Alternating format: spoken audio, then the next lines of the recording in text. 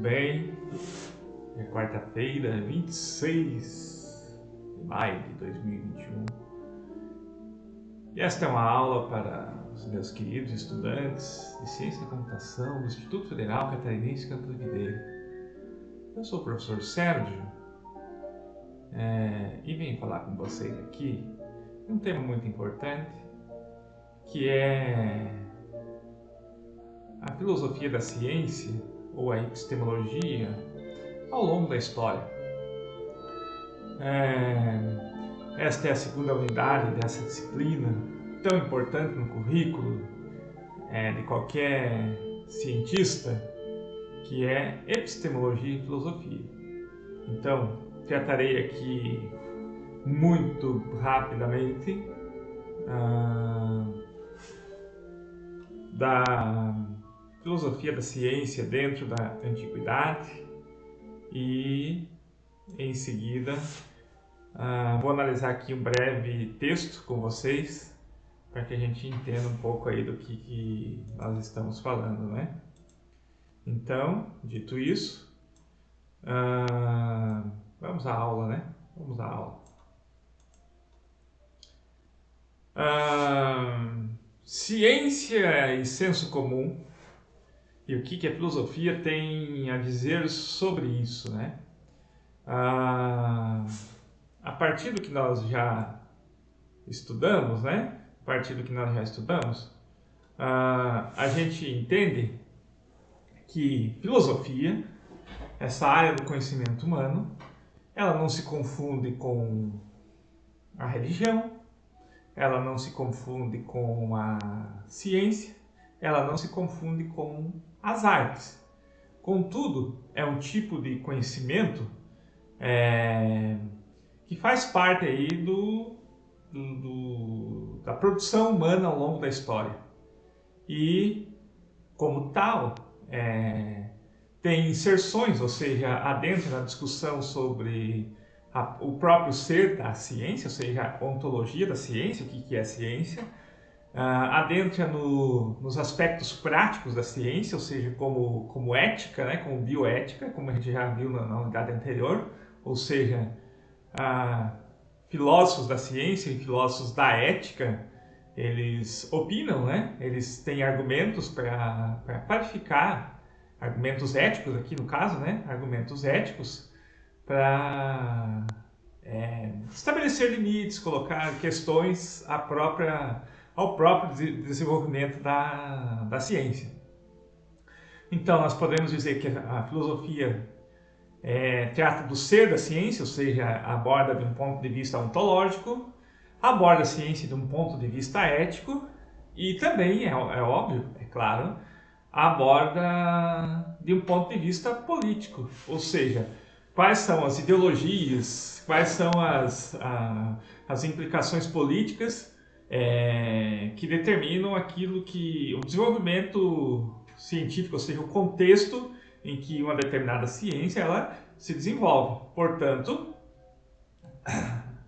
questões de filosofia política, como as ideologias, como as teorias da justiça, como, enfim, as formas como os estados se organizam, e como isso se implica na ciência, também é um tema, né, em que a filosofia leva seus argumentos, então, à ciência.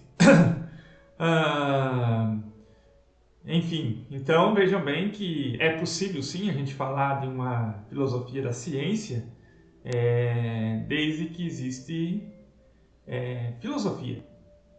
Muito bem.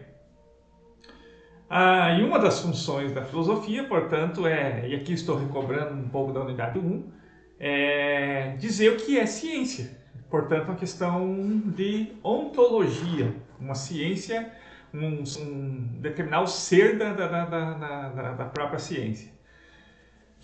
Então, nesse sentido, para a gente dizer o que é ciência, é muito importante a gente confrontá-la com aquilo que nós conhecemos como senso comum. Por exemplo, a ciência ela procura estudar um objeto definido, estudando-o como um todo, né? Então, um cientista, ele não faz uma ciência de tudo, né? Ele não é um especialista em tudo. Todo e qualquer cientista é especialista em um determinado objeto de conhecimento, em uma determinada área. E dentro dessa área, ele delimita os seus temas, os seus problemas de pesquisa, né? Isso é radicalmente contrário à ideia de senso comum, em que as pessoas que são imbuídas de senso comum fazem análises superficiais de fatos, né? Superficiais de fatos. E não aprofundam, ou seja, não se especializam naquele fato em questão. Outra característica da ciência é a utilização de métodos para a realização da pesquisa.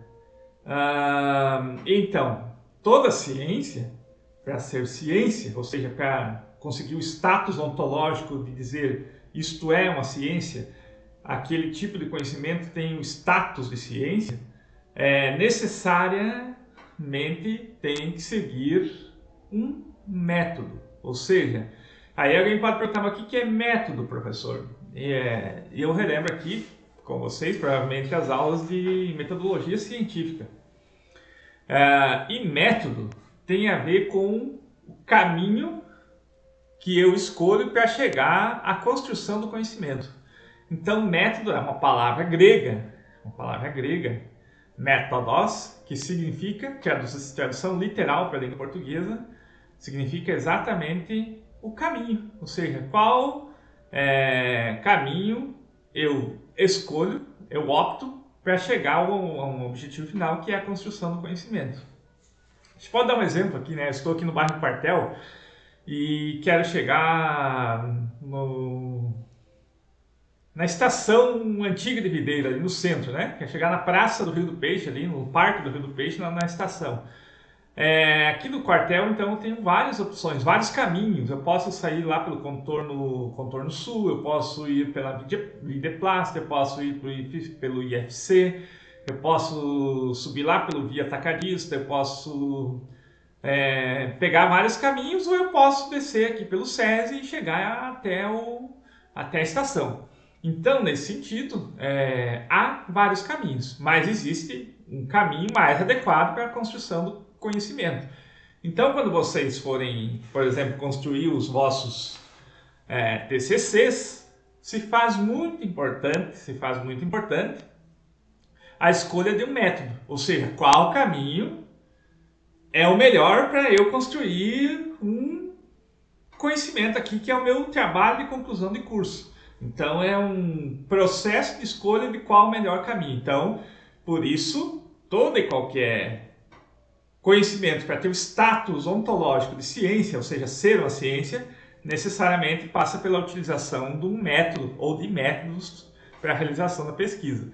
Já aquilo que nós caracterizamos ontologicamente como senso comum é exatamente a ausência de métodos, né? Outra características que faz de um conhecimento ser uma ciência, ou seja, ter o estatuto de ciência, é o caráter universalista, aplicável a diferentes áreas. Então, a ciência, ela tem que explicar e prever, né? Explicar e prever, essa é a questão. Então, um exemplo muito simples, né? Toda água, mais ou menos a 100 graus Celsius, ferve. Ou seja, essa teoria simples aqui, ela tem um caráter universalista. Estou dizendo, toda água, mais ou menos a 100 graus Celsius, ferve. Então, há um exemplo muito simples. Uma água que eu coloco para ferver, né, para fazer um chá, ela mais ou menos a 100 graus Celsius ferve. Uma água que eu coloco aqui na região de Videira, muitos porcos, a carneação de porcos, né? Essa coisa aí dos matadouros de porcos, que utilizam de água quente para tirar o pelo do porco, né? Então, mais ou menos a 100 graus Celsius ferve. Uma água que eu coloco para fazer um bom mate, um chimarrão, e esqueço em cima do fogo, gente já sabe que chimarrão não precisa, não pode ser tomado com água fervendo, né? Mais ou menos a 75 graus.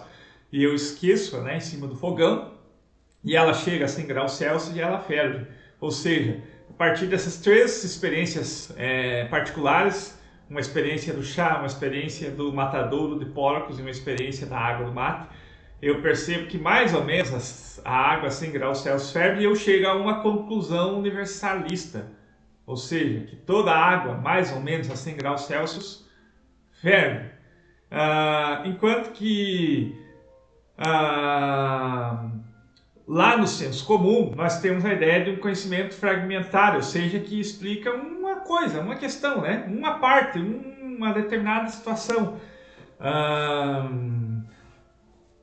Ou seja, é um conhecimento que é útil, mas não pode ter o status ontológico de ciência, não pode ser ciência, né? Não pode ser ciência. Então, eu dizer que gato preto dá azar, né? Isso não pode ter um caráter universalista. Não posso dizer que todo gato preto dá azar, porque senão eu seria um professor extremamente azarado, né? Dado que eu tenho um gato preto em casa, né? A famosa pantera, uma gata preta. Então, o senso comum, né? Ele não é superficial nas suas análises, ele não segue um caminho, ou seja, não tem um método. É uma forma de você ver a realidade, né? Mas não universal, uma forma particular, privada de você ver a realidade. E se caracteriza, sobretudo, pelo achismo, aquilo que os gregos antigos chamavam de doxa, né? A doxa sempre foi a grande inimiga da aletheia entre os gregos antigos. O que é a doxa, professor?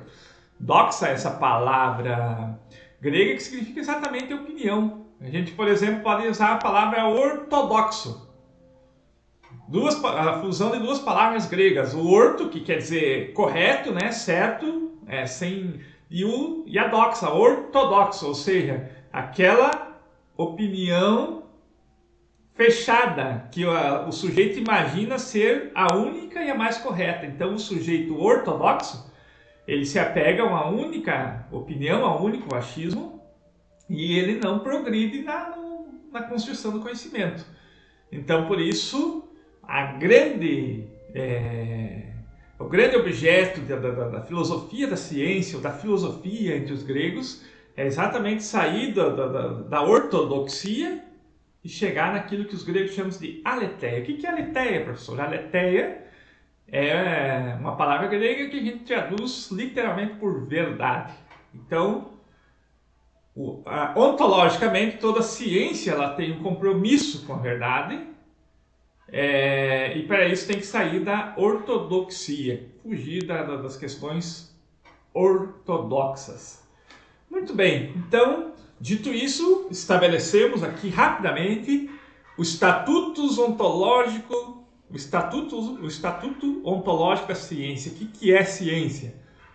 Tem um objeto definido, se caracteriza por ter um método, um caminho, é universalista e aplicável em diversas áreas, ou seja, tem que explicar fenômenos e prever fenômenos no mundo.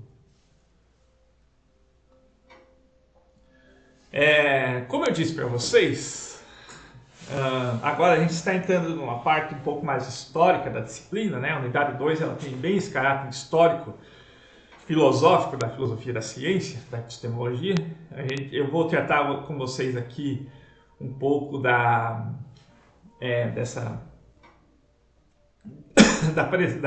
filosofia da ciência entre os antigos, né? Dentro da antiguidade.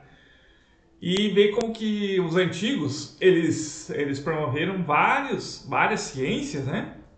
A partir da filosofia. Então, se a gente pegar a filosofia antiga e a gente for defini-la, a gente vai dizer assim: a filosofia antiga pode ser definida como a mãe de todas as ciências. Ou seja, dessa grande área do conhecimento chamada filosofia. Tem um filósofo aqui me olhando, meu filósofo cachorro, Francis Bacon. Importante, vocês vão estudar depois. Então, essa grande área do conhecimento chamada filosofia entre os gregos, aquilo que surgiu lá no século V a.C., pode ser definida como a mãe, ou seja, o princípio a partir do qual surgiram todas as ciências. E aqui eu trouxe alguns exemplos, né? Quem é o primeiro filósofo da história, professor? Então, a gente vai ter que Tales de Mileto. Provavelmente Tales vocês já estudaram aí em matemática os famosos teoremas de Tales, né? Que viveu lá na cidade de Mileto no século V a.C.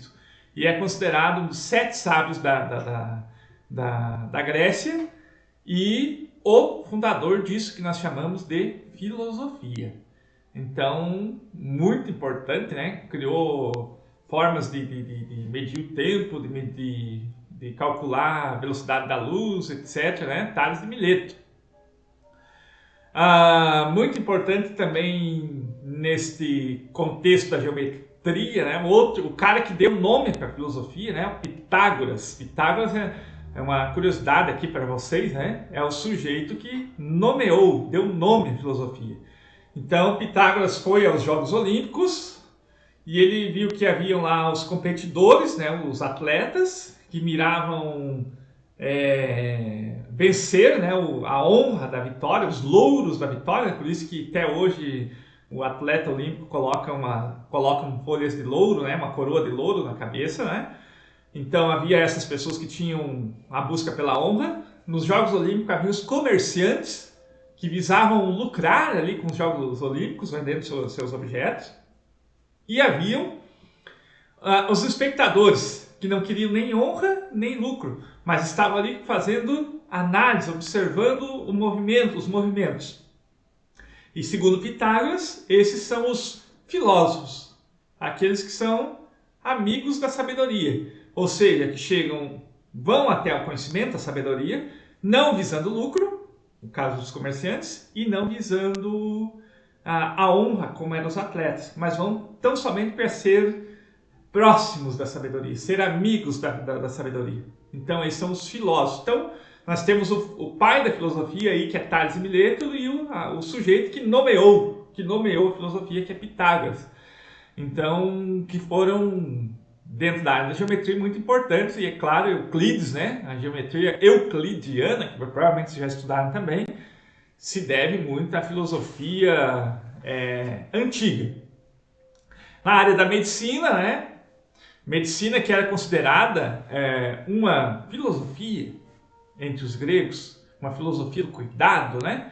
Uma área da ética, ou seja, a medicina tem a ver, sobretudo, com a forma como usamos os prazeres, né? Usamos os prazeres, ou seja, a medicina cuidaria do regime dos afrodisia, ou seja, do regime dos prazeres. E, portanto, os gregos lá, ligados à medicina, eles não vão, desculpa a minha garganta aqui, eles não vão separar, agora vai, não vão separar, por exemplo, o prazer da boa mesa, uma boa refeição, do prazer de uma boa bebida e do prazer do bom sexo. Ou seja, na medicina antiga você não vai encontrar proibições, mas você vai encontrar discussões sobre o uso regrado dos prazeres.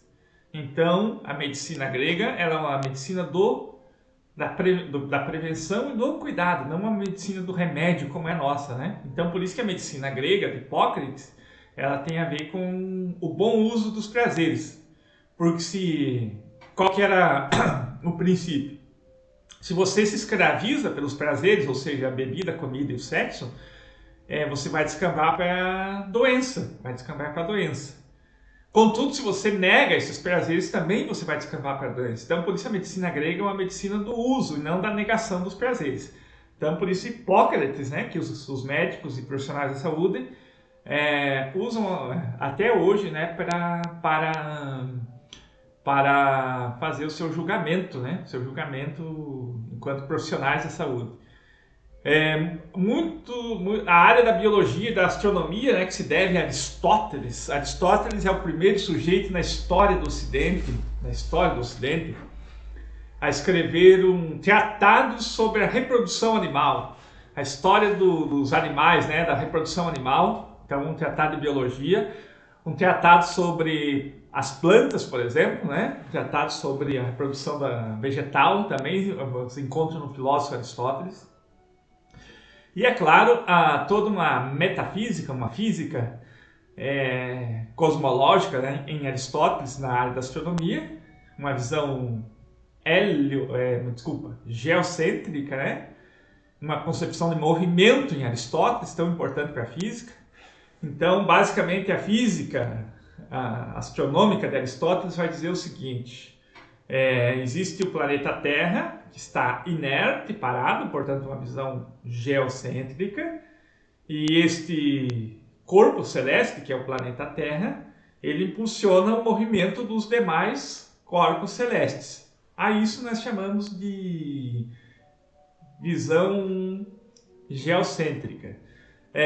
Então, vocês percebem que, apesar de ser uma astronomia equivocada, ela durou como verdade científica por 1800 anos. 1800 anos. Só foi derrubada por Galileu, né, no século XVI, quando Galileu aperfeiçoou o telescópio, né, um instrumento de guerra, e ele transformou num instrumento de observação científica, e ele conseguiu dizer, né, que a visão astronômica de Aristóteles estava totalmente equivocada, que a Terra não era um corpo celeste parado, e não era ela que determinava o movimento dos demais corpos celestes, ao contrário, ela era movimentada por um outro corpo celeste maior, que era o Sol, né? E aí a ciência saiu de um modelo de astronomia geocêntrica para um modelo de astronomia heliocêntrica. Por quê? Porque em Galileu a ciência passou a ver para crer. A ciência passou a ver para crer. Há outros aspectos da física de Aristóteles que a gente poderia abordar aqui, mas não é a questão, né? Então, na mecânica de Arquimedes, a mecânica arquimediana, talvez vocês já estudaram, né? O famoso sujeito do Eureka. Ele descobriu que, por exemplo, quando você mergulha um corpo, eu não me lembro bem disso, ensino médio, né? Quando você mergulha um corpo sólido dentro da água, este corpo, a sua massa eleva a mesma quantidade de água, né? Então ele descobriu isso tentando entender como fazer a coroa do rei flutuar, alguma coisa do gênero assim, não me lembro. Isso aqui me lembro do ensino médio, né? E ele chegou à famosa Eureka. Outra grande questão aí na mecânica arquimediana, né? A rosca sem fim, tão importante aí que os engenheiros usam em várias situações. Por exemplo, para colocar concreto numa laje no quinto andar, né? No chão do quinto andar. É o sistema de rosca sem fim de Arquimedes, para descarregar grãos, um silo um silo de soja, milho, etc. Também usada a rosca sem fim arquimediana, também lembro das aulas do ensino médio aqui, da mecânica de Arquimedes, também ligado à história da ciência antiga.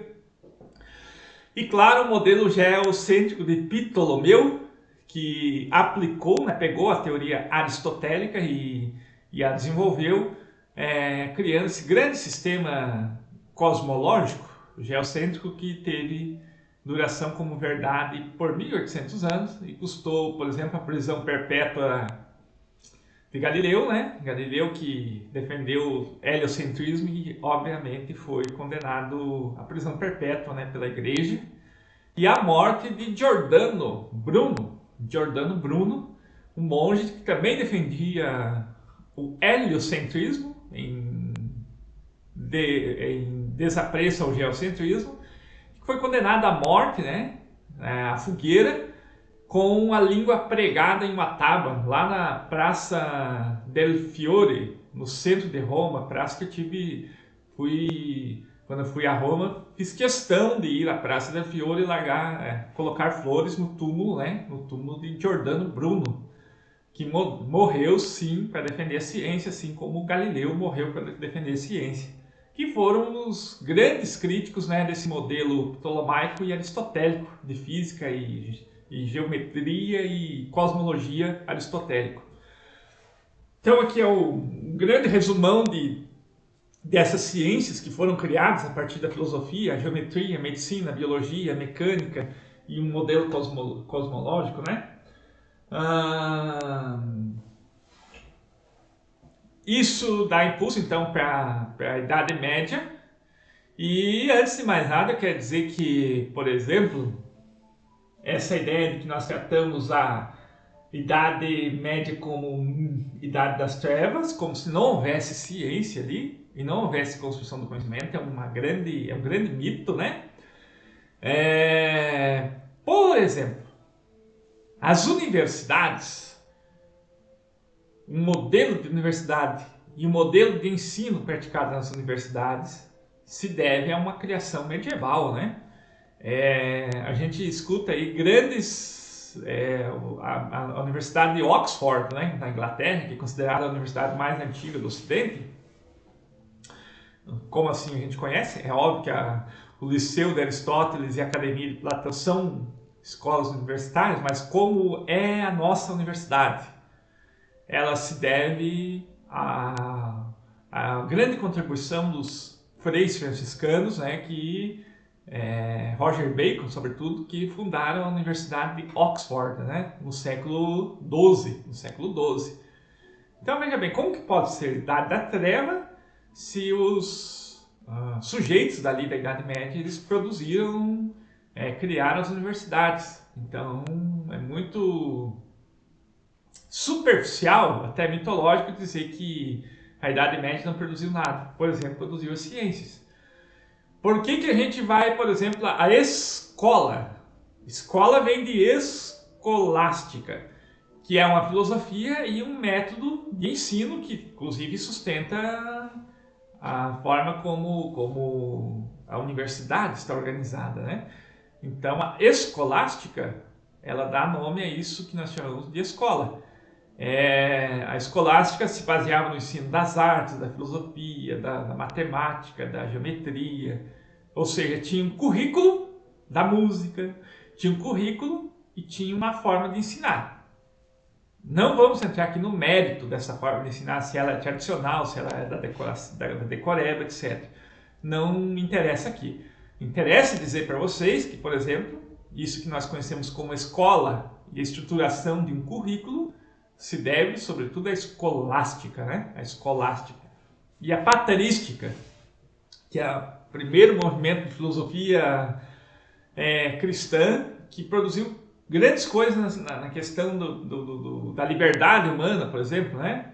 A ideia de livre-arbítrio e a ideia de que você deve ser responsabilizado pelo bom ou mau uso da sua liberdade. Tão importante para o campo do direito, né? O advogado ele tem como objetivo sempre atribuir a responsabilidade legal a alguém ou retirar a responsabilidade de alguém. E quase sempre isso é feito em nome da ideia de liberdade, ou seja, bom uso ou mau uso da liberdade, livre-arbítrio, uma contribuição da patrística. Agora a gente vai discutir os direitos humanos, né? Os direitos humanos tão violados nos últimos tempos. A gente trata com a ideia de pessoa e dignidade humana. Pessoa e dignidade humana. Também uma criação patrística. Então, há algo que une os seres humanos, todos os seres humanos que habitam esse planeta, que é a ideia de dignidade, o conceito de pessoa, né? Sobre o qual recai os direitos, recai deveres, etc. Uma grande discussão teórica da patrística, né? Na questão da química, né? Os alquimistas estão chegando, já cantava o Jorge Ben, né? Então, a alquimia, a busca da transformação dos metais em ouros, o elixir da vida, que parece uma divagação, mas no fundo criou essa grande área, ou aperfeiçoou essa grande área do conhecimento que é a química, né? Então, na Idade Média, é um mito dizermos que existe... É um mito dizermos que existe... Idade das Trevas, não é isso não. Existe muita contribuição da filosofia e da ciência medieval, né? Inclusive determinando o que somos hoje.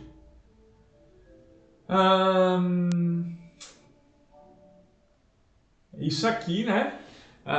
Então, vou chegando aqui na última lâmina desta aula e situar exatamente, começamos lá na Antiguidade, tratamos desde Tales, passamos pela medicina, chegamos no Aristóteles e no modelo ptolomaico, falamos um pouquinho aqui da Idade Média, né? E chegamos então àquilo que nós vamos parar um pouco, mas isso para a próxima aula, né? Que é a ciência pós-renascimento, ou isso que nós chamamos de ciência moderna, né? Então, já abordei mais ou menos com vocês aqui o Galileu, o Copérnico, né? A Revolução Copernicana, e a função da Renascença, enfim, mas tudo isso fica para a próxima aula. Quero dividir com vocês aqui uma leitura, e vou pedir licença um pouco para mim virar aqui para a minha segunda tela. É um artigo que depois vai estar na descrição do vídeo. Por que a filosofia é importante no ensino de ciência nas universidades? O artigo é de uma professora de filosofia da Universidade de New Hampshire, nos Estados Unidos, e foi publicado na Folha de São Paulo, né, em 2018. Apesar de ser um pouco antigo, ele traz umas questões bem interessantes, né, para a gente entender o papel da filosofia, por exemplo, num curso de ciência da computação. Então eu vou ler alguns trechos aqui comentando com vocês, beleza? Então, eis o artigo. Diz a professora: dou um curso semestral de filosofia de ciência na graduação da Universidade de New Hampshire, nos Estados Unidos. A maioria dos alunos só quer atingir a carga mínima de aulas e quase nenhum deles estudou filosofia antes. Mais ou menos, eu acho que vocês estudaram mais filosofia que esse pessoal aqui. Sobretudo os meus alunos, né? Tem aluno aí meu do ensino médio, 3 anos de filosofia comigo. No primeiro dia, tento lhes dar uma ideia sobre a função da filosofia da ciência. Começo explicando que a filosofia trata de questões que não podem ser resolvidas exclusivamente pelos fatos e que a filosofia da ciência é a aplicação dessa abordagem ao domínio científico. Então, mais ou menos aquilo que eu falei no início dessa aula. Existe uma ontologia da ciência, ou seja, o que é ciência, e nesse caso não é a ciência mesma que diz o que é ciência, mas a gente recorre, por exemplo, à filosofia, à ontologia, para dizer o que é ciência. A gente recorre à filosofia política para dizer quais aspectos contextuais de ideologias, de organização do Estado, de teorias da justiça que determinam a ciência. A gente recorre à ética, outra área da filosofia, para dizer quais são os limites ou tentar refletir sobre os limites, sobre até onde a ciência pode ir, até onde ela não pode ir. Então, vejam bem que a gente não pode dizer que é ciência tão somente a partir dos fatos. Dos fatos, é isso que a professora está dizendo, né? Então, por isso que tem um filósofo aí tratando desse tipo de tema com vocês. Continua a professora. Em seguida, menciona a dificuldade de determinar qual prova se enquadra exclusivamente em uma hipótese e mostra porque saber isso é vital para toda pesquisa científica. Veja bem, se eu quero combater um vírus, por exemplo, né, eu não posso combater um vírus com um remédio para protozoários, por exemplo, né, ou com um remédio para vermes ou protozoários, né? Então eu tenho que ir combater um vírus buscando provas de antivirais, né? Remédios que são antivirais, isso é só para a gente dar um exemplo. Ou seja, Tem que discutir a questão da prova, né? A questão da prova. Continua aqui. Depois informa os alunos que o método científico, que nós também falamos no começo da aula, né? Que o método determina o ser da ciência, ou seja, o caminho a partir do qual eu construo o conhecimento, não é singular e nem simples. Existem divergências sobre como ele deve ser. Por fim, enfatizo que, embora essas questões sejam filosóficas, elas têm consequências no mundo real. A essa altura, em geral, ouço perguntas: quais são suas qualificações? Em que escola você estudou? Você é cientista? Veja bem que ela ela cria uma certa tensão com os seus alunos ali e a partir daí ela constrói então sua disciplina. Continua a autora.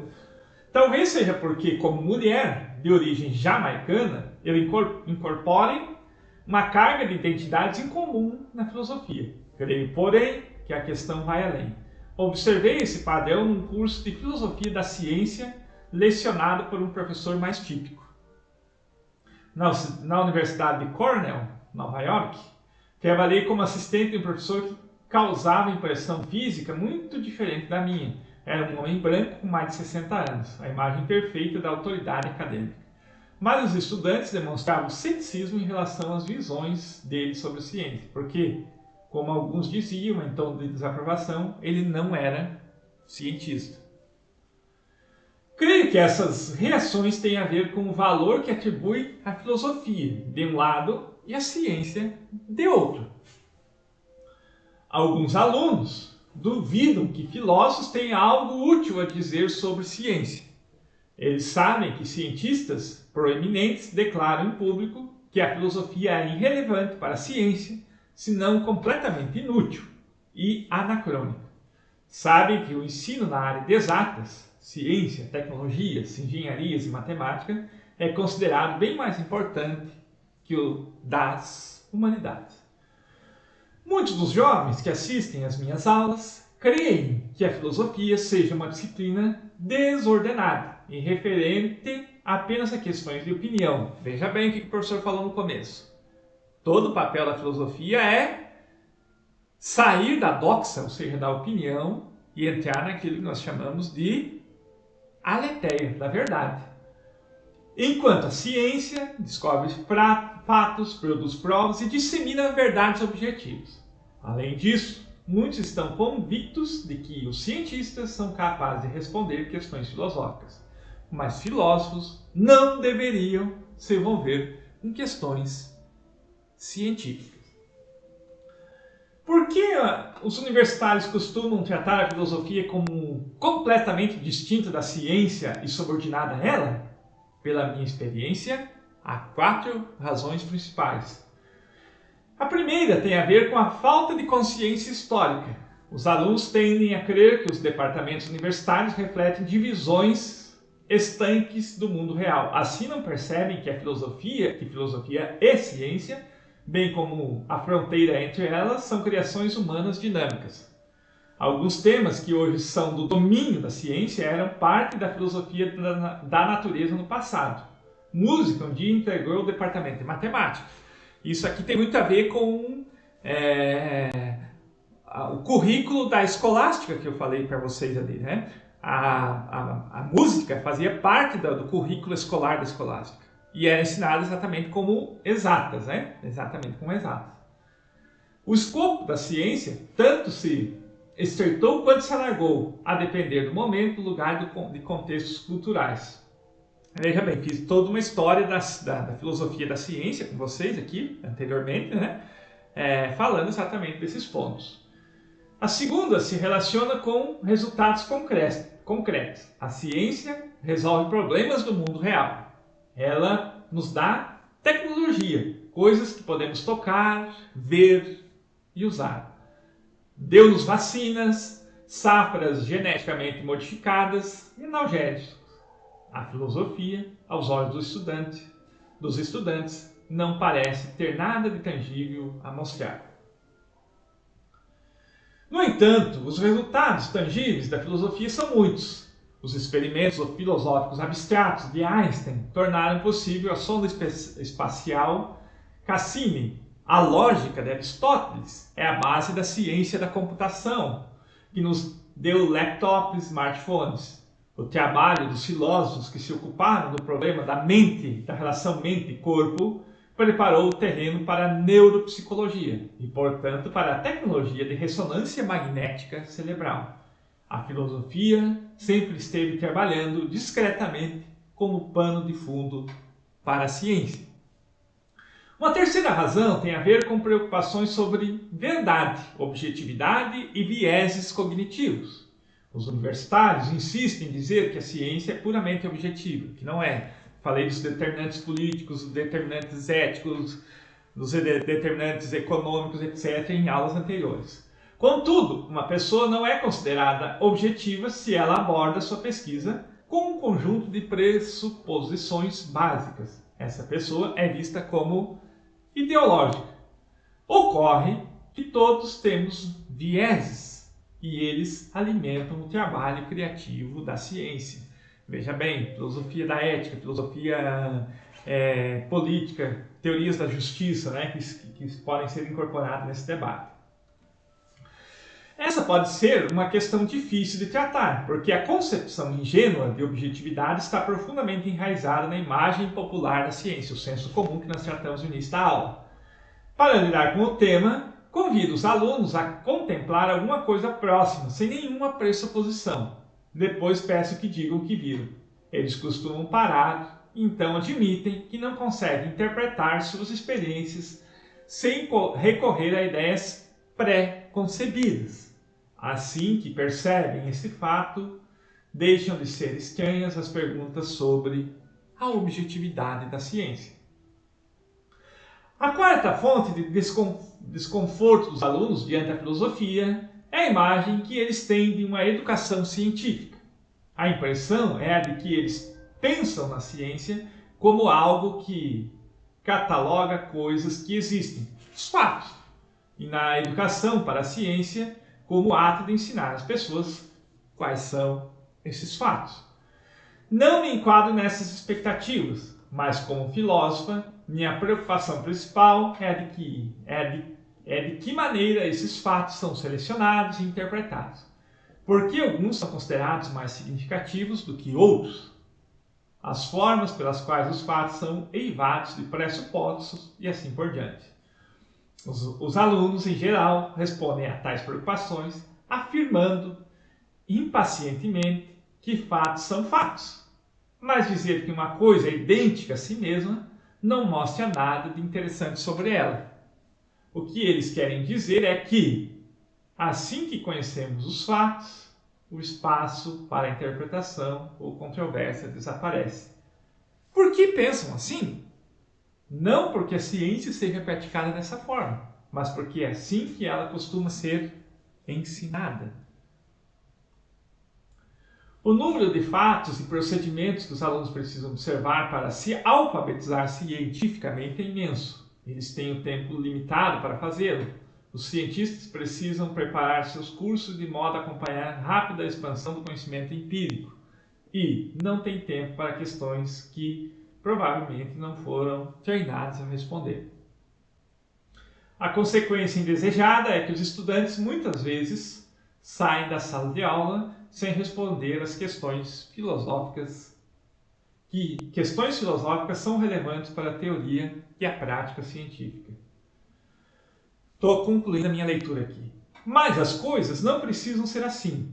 Se a plataforma educacional correta for criada, filósofos como eu não terão de nadar contra a corrente para convencer os alunos de que temos algo importante a dizer sobre ciência.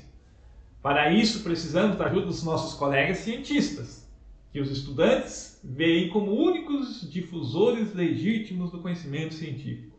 Propõe uma divisão explícita de tarefas. Os cientistas continuam a ensinar os fundamentos da ciência, mas podem ajudar deixando claro que a ciência está repleta de questões conceituais, interpretativas, metodológicas e éticas importantes que os filósofos estão perfeitamente capacitados de tratar e que, longe de serem irrelevantes, as questões filosóficas são cruciais e determinantes na produção da ciência. Termino por aqui esse brilhante artigo aqui da professora norte-americana Sublema Smith, da Universidade de Hampshire, nos Estados Unidos, cujo título é Por que a filosofia é importante no ensino de ciência nas universidades. Feito isso, meus queridos, abraço, até a próxima.